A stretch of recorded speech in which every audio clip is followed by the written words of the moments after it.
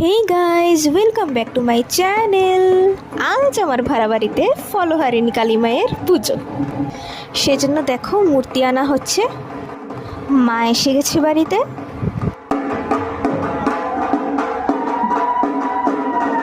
এখন আমি এবং আমার মা বসে পড়েছি পুজো দেখতে।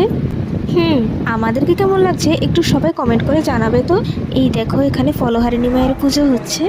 তোমাদের কাছে মাকে কেমন লাগছে সবাই একটু কমেন্ট করে জানাবে তো।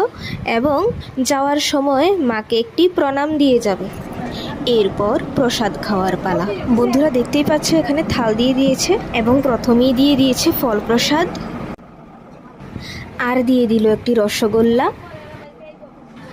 তারপর পাতে পড়ে গেল গরম গরম ভোগের খিচুড়ি এবং কুমড়োর বেসনি।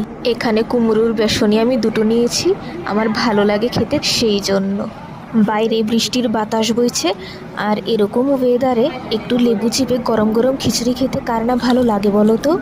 চলে এলো লাবড়া, একটু লেবু চিপে লাবড়া দিয়ে গরম গরম খিচুড়ি মেখে খেতে আহা কি যে বেশ লাগে। তার উপর যদি হয় আবার ভোগের খিচুড়ি, তাহলে তো আর কোনো কথাই নেই।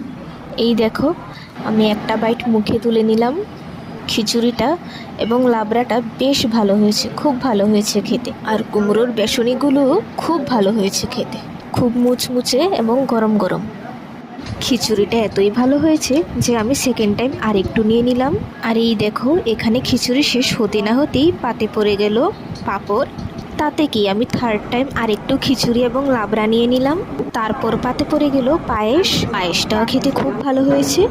চলো আজকের মতো ভিডিওটি এখানেই শেষ করছি। আর মাকে তো ভালো লাগবেই, তাই মার জন্য একটি লাইক এবং কমেন্ট করে দিয়ে যাও। বাই।